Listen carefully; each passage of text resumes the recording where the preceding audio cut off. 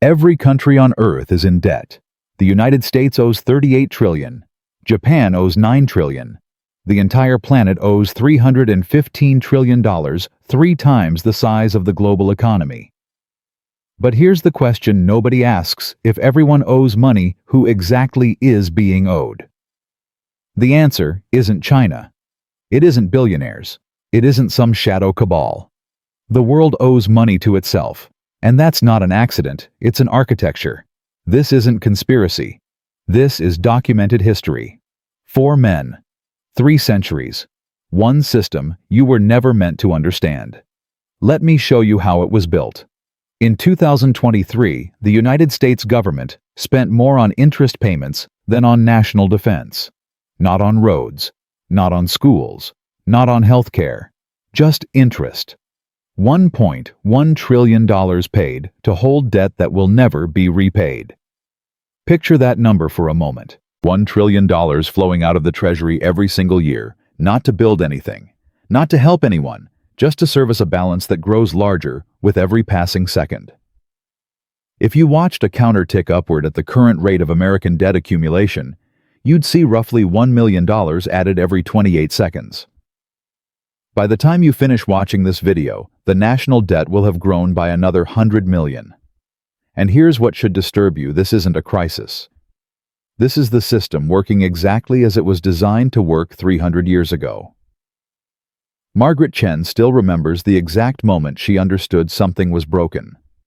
She was 53 years old, sitting at her kitchen table in Cleveland, Ohio, with 40 years of pay stubs spread in front of her. A high school math teacher who had never missed a tax payment in her life. She'd calculated that over 4 decades, she'd paid roughly $480,000 in federal income taxes. That night, she looked up how much of her contribution went to debt interest. The number was $93,000. She told me she sat there for 20 minutes, just staring at the paper. Almost $100,000 of her life's work, not building schools, not paying soldiers, not funding research, just servicing debt that existed before she was born and would exist long after she died. Now consider Richard Castellano. He's 71, a retired bond trader who spent 38 years at a Manhattan investment firm. In 2023 alone, his portfolio earned $640,000 in Treasury bond interest. He didn't build anything. He didn't create anything. He simply owned pieces of paper that entitled him to a portion of Margaret Chen's tax payments. When I asked him if he ever thought about where that money came from, he laughed. "That's not how we think about it," he said. "We think about yield curves and duration risk. The human element isn't part of the equation." 2 Americans. 1 pays into the system her entire life. 1 collects from it. Both believe the arrangement is normal, natural, inevitable. Neither understands that 4 men designed it to work exactly this way. What most people get wrong about national debt is the assumption that it's a problem waiting to be solved. Politicians campaign on reducing it. Economists debate how to manage it. News anchors furrow their brows and ask serious questions about when we'll pay it back. But here's the truth that changes everything. The debt was never meant to be repaid. The moment you understand this, you'll see the entire financial system differently. Think about your own mortgage. You borrow money. You pay it back over 30 years, the debt disappears. That's how debt is supposed to work. Now imagine a mortgage where you only pay interest forever and the bank can increase your balance whenever it wants. You'd call that predatory. You'd call it a trap. But when governments do it, we call it monetary policy. Tomas Herrera knows what a debt trap feels like. He was 34 years old in 1982, working as an accountant for Mexico's Ministry of Finance. He remembers the morning his supervisor called an emergency meeting, the fluorescent lights buzzing overhead, coffee going cold on the conference table, everyone's face the same shade of gray. Mexico had just defaulted on $80 billion of foreign debt. "We thought it was the end," Tomas told me, his voice still tight 40 years later. "We thought everything would collapse." But it didn't collapse. Something stranger happened. The International Monetary Fund arrived with a solution: more loans. Not to help Mexico, to help Mexico keep paying interest to American banks. In exchange, Mexico had to gut its public services, privatize its industries, and surrender control of its economic policy. The debt didn't disappear. It was restructured, made permanent, made inescapable. Tomás spent the next 20 years watching his country transfer wealth northward, one interest payment at a time.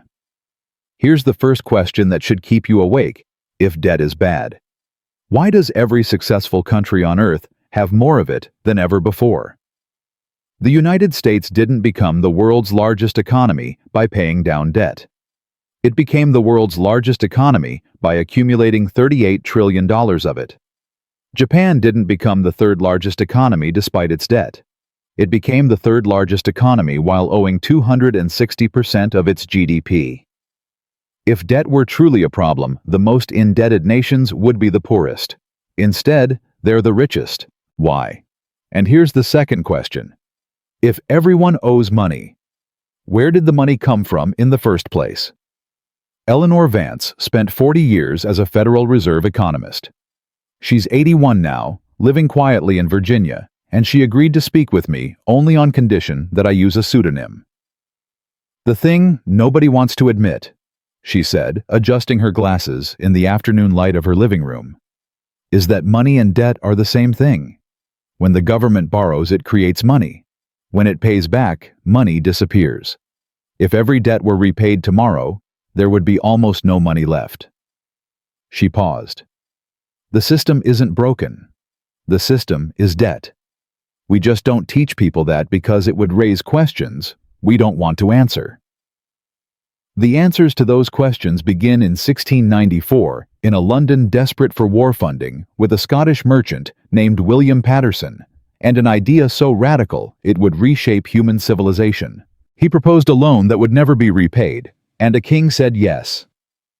Before 1694, debt worked the way you'd expect it to work. Kings borrowed money from merchants. They promised to pay it back with interest. Sometimes they did. Sometimes they defaulted. Either way, the debt eventually ended.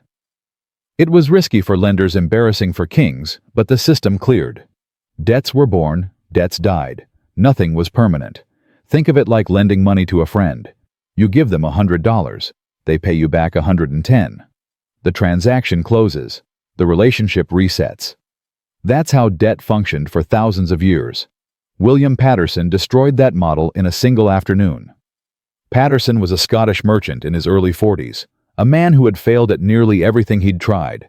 Trading schemes, colonial ventures, banking proposals, all collapsed. But in 1691, while England was bleeding money in its war against France, Paterson saw an opportunity that would make his previous failures irrelevant. King William III was desperate. The treasury was empty. Traditional lenders refused new loans because England had defaulted before. The Crown needed £1.2 million, roughly $300 million in today's money, and had no way to get it. Paterson walked into this chaos with a proposal so audacious that it changed the nature of money itself. He would organize wealthy merchants to lend the government £1.2 million. But, and here's where everything shifts, the loan would never be repaid. Instead, the government would pay 8% interest annually forever. To manage this arrangement, Paterson proposed creating a new institution, the Bank of England. Picture the meeting where this was explained. A room full of merchants, candlelight flickering on ledgers and contracts. Paterson laying out terms that violated every assumption about how lending worked.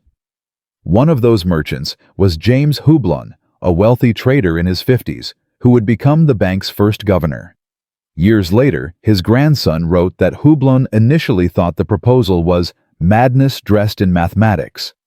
But as Paterson explained the mechanics, Houblon's expression changed.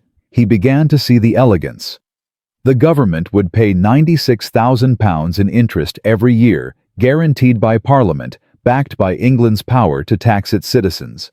As long as England existed, as long as it could collect taxes, the money would flow. The merchants weren't making a loan. They were buying an annuity, a permanent income stream backed by an entire nation. And if any merchant wanted their gold back, they could sell their banknotes to someone else. The debt was transferable, but never erasable. Parliament approved the scheme in 1694. The Bank of England opened for business. And for the first time in human history, national debt became a feature, not a bug. What most people get wrong about this moment is assuming Patterson tricked anyone. He didn't. Everyone involved understood exactly what they were creating. The king got war funding. The merchants got guaranteed income. Parliament got economic stability. The only people who weren't consulted were the taxpayers who would pay interest on that debt for the next 331 years. That original loan still exists technically. It's been refinanced and rolled over countless times, but it was never repaid. British citizens today are still servicing debt that was created before their great-great-great-great-great-grandparents were born. Now here's what made Patterson's system truly revolutionary and truly dangerous. The Bank of England was given the right to issue paper notes backed by the government's debt. They could print money up to the value of what the government owed. Read that again. The government's IOU became the foundation for creating currency. The more the government borrowed, the more money could exist. Remember Eleanor Vance, the retired Fed economist from Virginia. This is what she meant when she said, money and debt are the same thing. Patterson didn't just create permanent debt. He created a machine where debt generates money, and money requires debt. One cannot exist without the other. Within 50 years, every major European power copied the model. France, the Netherlands, Prussia all built central banks on Patterson's template. And in 1790, Alexander Hamilton explicitly designed America's financial system on the same principles. Permanent debt, interest paid from taxes, bonds traded as currency. But Patterson's system had a limitation. Debt was national. Each country's bonds stayed mostly within its own borders. Default was embarrassing but survivable. A king could walk away from his creditors and start fresh with new lenders. That changed in 1815 in a banking house in London where Nathan Rothschild was about to make default impossible. The Rothschild family had started as money changers in Frankfurt. By 1800, the 5 Rothschild brothers had established banking houses in London, Paris, Vienna, Naples, and Frankfurt, a network spanning the major financial centers of Europe. They could move information and money across borders faster than any government, any army, any institution on earth. Nathan, the London brother, was the strategic genius. During the Napoleonic Wars, he arranged loans for the British government. But his innovation wasn't the loans themselves.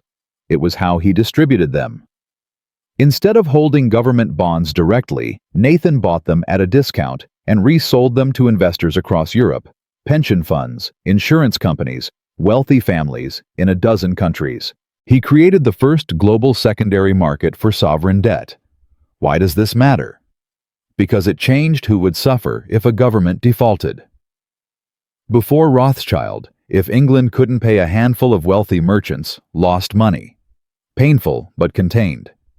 After Rothschild, if England couldn't pay thousands of investors across multiple countries, would be destroyed. Pension funds would collapse. Insurance companies would fail. The savings of ordinary people would vanish. Default was no longer a negotiation between kings and bankers. It was a bomb that would detonate across the entire financial system. Heinrich Müller was a textile merchant in Frankfurt, 62 years old, who had invested his family's savings in British government bonds through the Rothschild network. In letters to his son, he described these investments as safer than gold, safer than land, because England must pay or England must die. He was right. England couldn't default without destroying Heinrich and thousands like him. The trap had closed. Rothschild understood this leverage perfectly. And on June 18, 1815, he demonstrated exactly how much power it gave him. The Battle of Waterloo. The final confrontation between Napoleon and the Allied forces. The outcome would determine the future of Europe and the value of every government bond on the continent. Rothschild's courier network was faster than any government's. He learned of Napoleon's defeat a full day before official news reached London. And in that 24-hour window, he did something that would be illegal today. He walked onto the trading floor of the London Stock Exchange, positioned himself in his usual spot by a pillar, and began selling British bonds. Visibly, deliberately. The other traders watched the man with the best information in Europe dump government debt, and they panicked. Prices collapsed. People assumed Britain had lost. Then, through intermediaries, Rothschild quietly bought everything at rock-bottom prices. When the true news arrived, bond prices soared. Rothschild had multiplied his fortune in a single day by engineering a false panic. But the real significance wasn't the money. It was the proof of concept. One man with better information and enough capital could move sovereign debt markets. The system Patterson built could be manipulated by those who understood it best. Permanent debt was now global debt, and global debt could be weaponized. What neither Patterson nor Rothschild could have imagined was what would happen when someone figured out how to make debt infinite, when a new institution gained the power to create unlimited demand for government bonds out of thin air. That breakthrough came in 1913 on a private island off the coast of Georgia, in a meeting so secret that participants used fake names. November 1910. 6 men boarded a private rail car in New Jersey, traveling under fake names, to a destination they were forbidden to discuss. Senator Nelson Aldrich registered as Mr. Nelson. Abraham Piatt. Andrew Assistant Treasury Secretary became Mr. Andrews. The others included representatives from the most powerful banks in America: National City Bank, First National Bank, Kuhn Loeb and Company. Their destination, Jekyll Island, a private hunting club off the coast of Georgia, owned by J.P. Morgan and his associates. For 9 days behind closed doors in a building surrounded by armed guards, these men designed the Federal Reserve System. The official story is that the Federal Reserve was created to prevent financial panics and stabilize the American economy. That's the version in textbooks. That's what most people believe. The reality is simpler and darker. The Federal Reserve was designed to ensure the government could always borrow money, no matter how much it already owed. Here's how it works. Before 1913, if the government wanted to borrow, it had to find buyers for its bonds. Banks, investors, foreign governments. Someone had to actually want the debt. This created a natural limit. Borrow too much and buyers would demand higher interest rates or simply refuse to lend. The Federal Reserve eliminated that limit. The Fed can create money out of nothing, not metaphorically, literally, and use that money to buy government bonds. The government issues debt. The Fed prints dollars to purchase it, and the dollars enter circulation. There is no ceiling. There is no moment when the government runs out of buyers. The buyer of last resort is a machine that can manufacture unlimited demand. J.P. Morgan understood this mechanism better than anyone. 3 years before Jekyll Island, during the Panic of 1907, Morgan had personally bailed out the American banking system. He locked bank presidents in his library overnight and refused to let them leave until they agreed to pool their resources and stop the collapse. One man with enough wealth and enough will had saved the economy. But Morgan was 70 years old. He wouldn't live forever. And the next panic might be too large for any individual to stop. The Federal Reserve was his solution, a permanent institution with permanent power to create money and backstop government debt. Morgan died in March 1913, 9 months before President Wilson signed the Federal Reserve Act into law. He never saw his creation function, but the system he designed would make everything Patterson and Rothschild built look primitive. What most people get wrong about the Fed is thinking it's part of the government. It's not. The Federal Reserve is a private-public hybrid owned by member banks, operated by appointed officials accountable to no one in any practical sense. Its meetings are closed, its decisions are final, and its primary function beneath all the economic jargon is to ensure that government debt always finds a buyer. Let me make this concrete. Picture the Treasury Department in Washington issuing a new batch of bonds, say $50 billion, to cover next month's deficit. Those bonds go to auction. Banks bid on them. But what if the bids aren't high enough? What if nobody wants to lend at acceptable rates? The Federal Reserve steps in. It creates $50 billion that didn't exist 5 minutes ago, and it buys those bonds. The government gets its money, the debt is absorbed, and $50 billion new dollars enter the economy. This is not a conspiracy theory. This is the published, documented, legally authorized function of the Federal Reserve. They call it open market operations. What it means is that government debt has no natural limit anymore. The machine Patterson built that Rothschild globalized was now infinite. And here's the first question you need to sit with. If the Federal Reserve can create unlimited money to buy government debt, why do we pay taxes at all? The answer reveals the true purpose of the system. Taxes don't fund the government, not primarily. Taxes exist to create demand for dollars. You must pay taxes in dollars, so you must acquire dollars, so you must participate in the dollar economy. Taxes are how the currency maintains its value. They're the stick that forces everyone into the system. The debt isn't a problem to solve. The debt is the product. Interest payments on that debt, remember Margaret Chen's $93,000, that's the revenue stream. We are all customers in a business we didn't know we'd joined. Pause for a moment and consider what this means for every assumption you've been taught about government finance. By 1979, the system had been running for 66 years, and it had produced exactly what you'd expect from unlimited borrowing inflation. Prices had tripled in a decade. The dollar was collapsing. And a man named Paul Volcker was appointed to fix it. Volcker was 6 feet 7 inches tall, perpetually wreathed in cigar smoke, and utterly indifferent to political pressure. As chairman of the Federal Reserve, he had one mandate: kill inflation. His method was brutal. He raised interest rates from 11% to 20%, the highest in American history. It worked. Inflation collapsed. But what happened next would trap an entire hemisphere in permanent debt. Remember Tomas Herrera, the Mexican accountant who watched his country default in 1982? Here's what he didn't know at the time. Throughout the 1970s, American banks had lent aggressively to developing nations. Mexico, Brazil, Argentina, dozens of others. Interest rates were low. Dollars were cheap.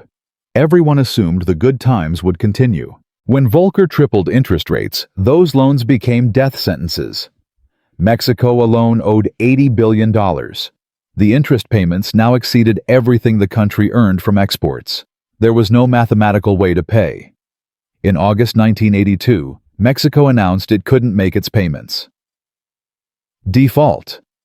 Here's where you need to understand what should have happened versus what actually happened. What should have happened? American banks that made bad loans would take losses. Some might fail. The market would clear. Investors would learn that lending to unstable countries carries risk. What actually happened? Paul Volcker orchestrated a rescue not of Mexico, but of American banks. The International Monetary Fund, funded primarily by the United States, stepped in with emergency loans. But these loans had conditions. Mexico had to cut public spending, privatize state industries, open its markets to foreign investment, devalue its currency, submit to oversight by foreign economists. And here's the twist that should make your blood cold: the IMF loans didn't reduce Mexico's debt.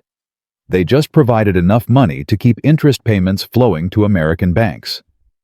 Read that again. The bailout wasn't designed to help Mexico escape debt. It was designed to prevent American banks from taking losses by keeping Mexico trapped in debt permanently. Claudia Reyes was 19 years old in 1982, the daughter of a public school teacher in Mexico City. After the IMF deal, her mother's salary was cut by 40%. The school where she worked couldn't afford textbooks. Class sizes doubled. I remember my mother crying at the kitchen table. Claudia told me now in her 60s, her voice still raw.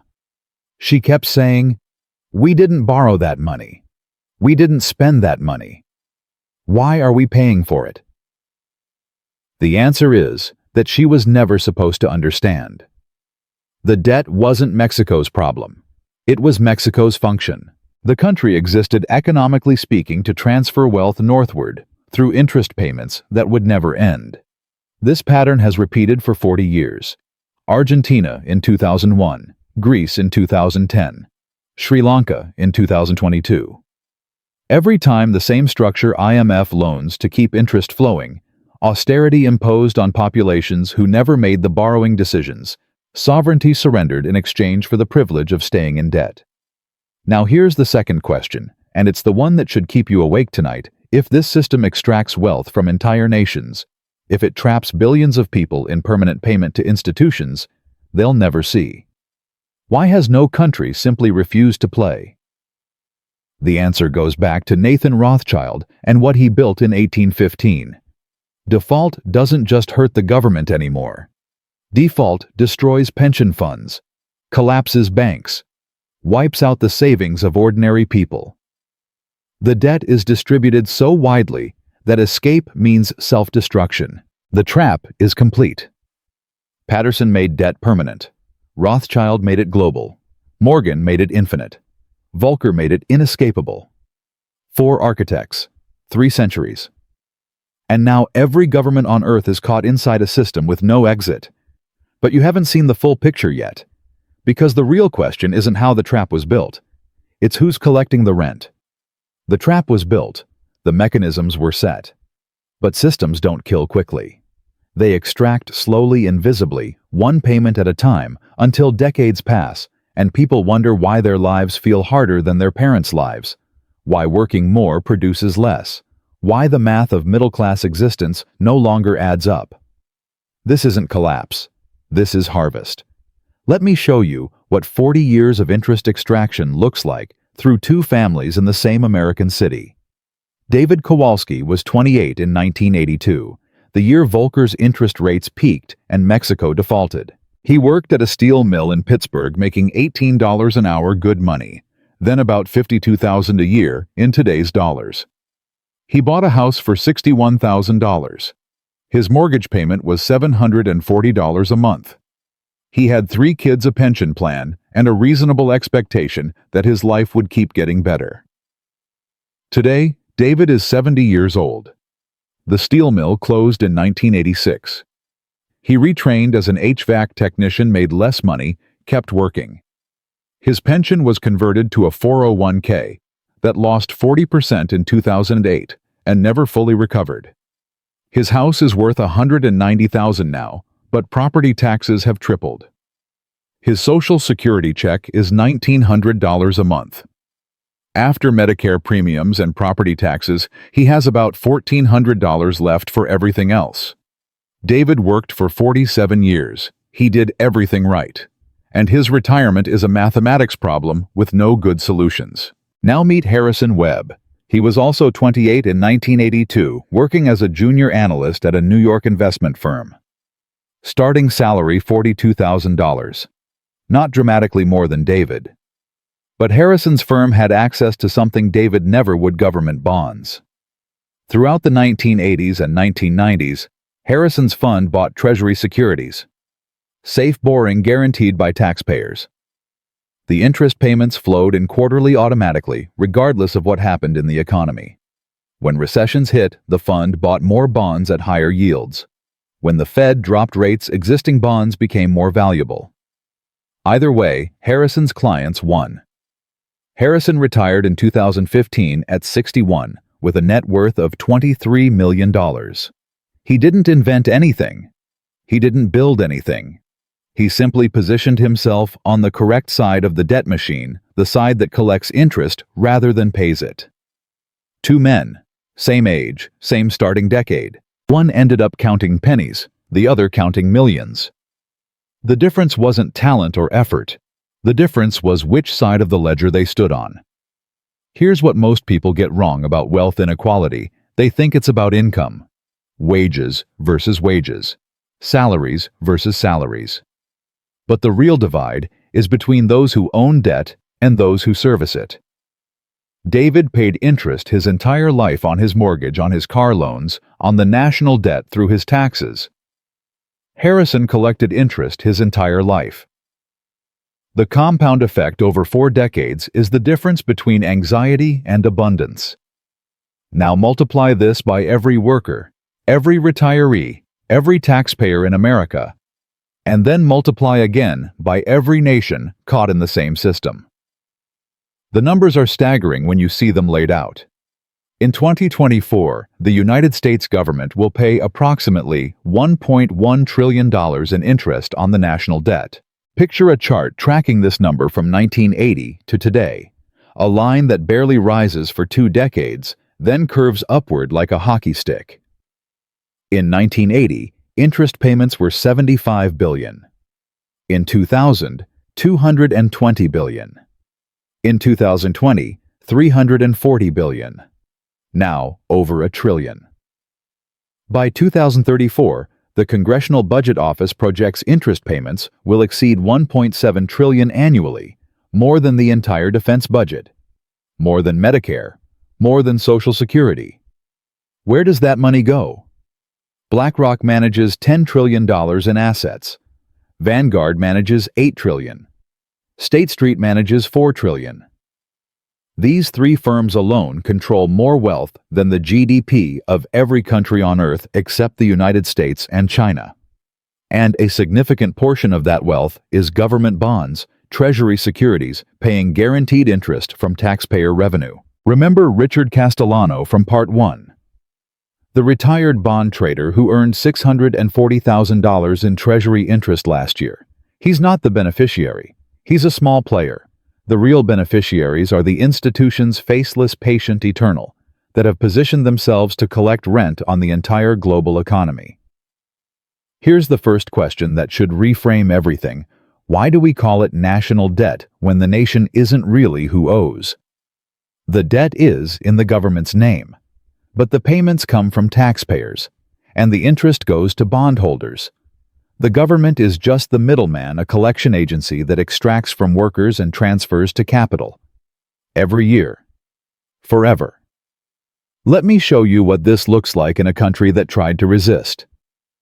Greece entered the Eurozone in 2001 with debt levels that in hindsight were unsustainable. By 2010, the math had broken. Interest payments were consuming the budget.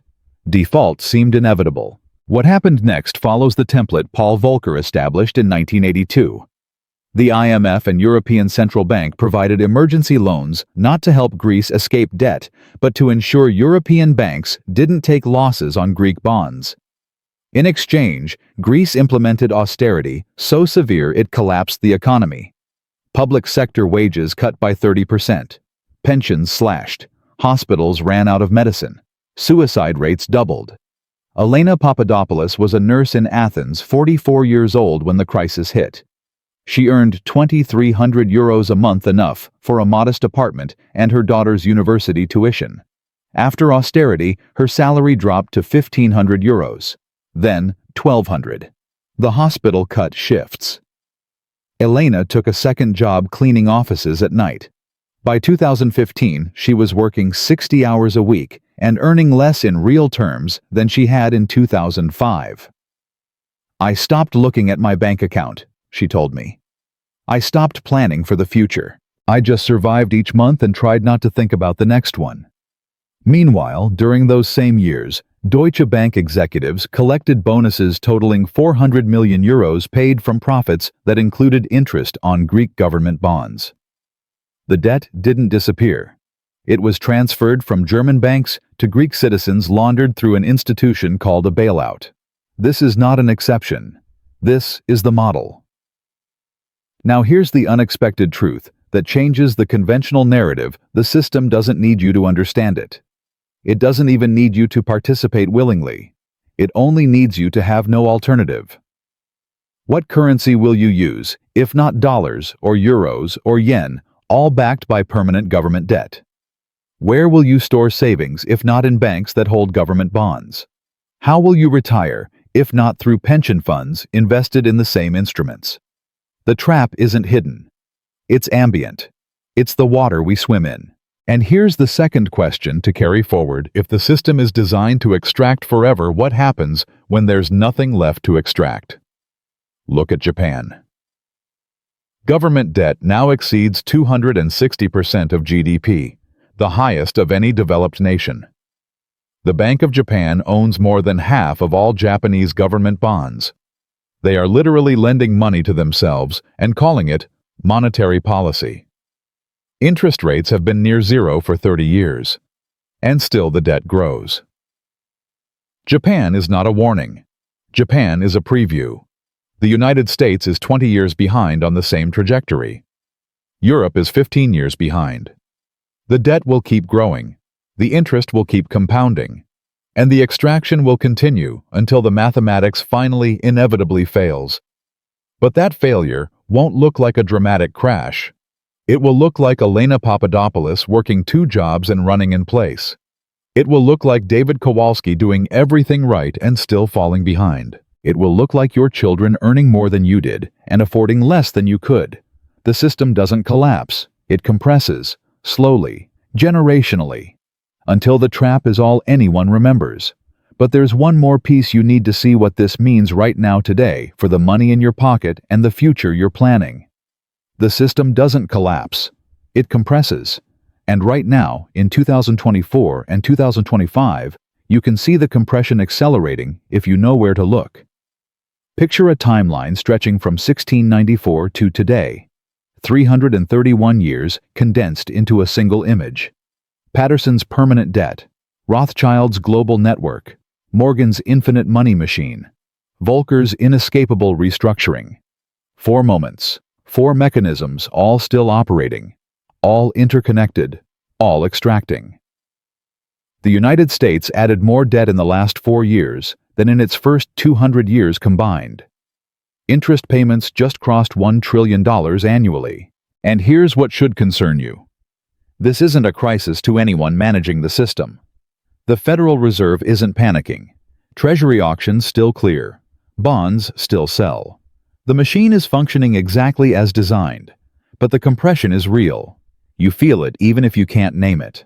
I went back to Margaret Chen, the Cleveland teacher from Part 1, who calculated she'd paid $93,000 in debt interest over her career.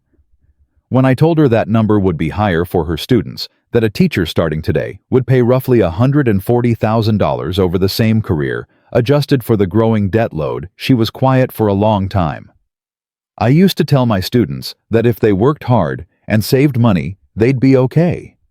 She finally said, "I don't know if that's true anymore. I don't know what to tell them now." What do you tell someone entering a system designed to extract from them permanently? That question haunted me as I finished this research, because the pattern is undeniable. Every generation since 1694 has paid more in debt service than the generation before. The line only moves in one direction, and the people who designed it. Patterson, Rothschild, Morgan, Volcker. They weren't villains in the traditional sense, they were problem solvers. Each one faced a genuine crisis and found a solution that worked. The solutions just happened to benefit creditors over debtors, institutions over individuals, the future over the present. Here's an unexpected truth that might reframe your anger. There may be no one to blame. The system wasn't imposed by conspiracy. It evolved through rational decisions made by rational people responding to immediate pressures. No single architect saw the full picture. Patterson didn't imagine Rothschild. Rothschild didn't foresee Morgan. Morgan couldn't have predicted Volcker. Each built on what came before, and the cumulative result is a trap that no one person designed, but everyone now inhabits. This is what makes it so difficult to fight. There's no enemy to confront. There's no lever to pull. There's only a structure vast, impersonal, self-perpetuating, that treats your labor as fuel and your taxes as tribute. I tracked down Harrison Webb, the investment analyst from Part 4, who retired with $23 million. I asked him if he ever thought about David Kowalski, the steelworker, who ended up with almost nothing despite working just as long. "I think about it more than I used to," Harrison admitted. He was sitting in his Connecticut home afternoon light, falling across shelves lined with first edition books. "When I was young, I believed the system rewarded merit. Now I'm not sure it rewards anything except position. I was positioned correctly. David wasn't. That's not merit. That's geography, financial geography. He paused. My grandchildren will inherit what I built. David's grandchildren will inherit what he owed. And the gap between them will keep widening because that's what the system does. It widens gaps. So what do you do with this knowledge? I want to be clear about what this video is not. This is not financial advice. This is not a prediction. This is not a call to buy gold or Bitcoin or any asset that claims to exist outside the system. Those claims are usually made by people who want to sell you something. What I'm offering instead is a framework, 3 questions to ask yourself as you navigate a system designed to be invisible. First, when money moves in your life, which direction is it flowing? Toward institutions or away from them? Are you paying interest or collecting it? The answer won't change your circumstances immediately, but it will show you where you stand on the ledger. Second, when you hear about government debt on the news, ask who benefits from the framing. Is debt presented as a crisis to be solved, or a system to be understood? The crisis framing keeps you focused on numbers. The system framing reveals the flows. Third, when policies are proposed. Tax changes, spending bills, monetary interventions. Ask whose interest payments are being protected. Not who benefits politically. Who benefits financially? Follow the interest. These questions won't free you from the trap. Nothing will short of the kind of collapse that destroys everything else too. But they might help you see clearly. And seeing clearly is the first step toward any meaningful choice. Remember Eleanor Vance, the retired Fed economist, who told me that money and debt are the same thing. I asked her at the end of our conversation whether the system could ever change. She looked out her window for a long moment. Systems change when the cost of maintaining them exceeds the cost of replacing them, she said. We're not there yet. We might never get there. Or we might wake up one morning and discover we arrived overnight. I won't predict which. I just know that understanding the machine is better than being unaware that you're inside it.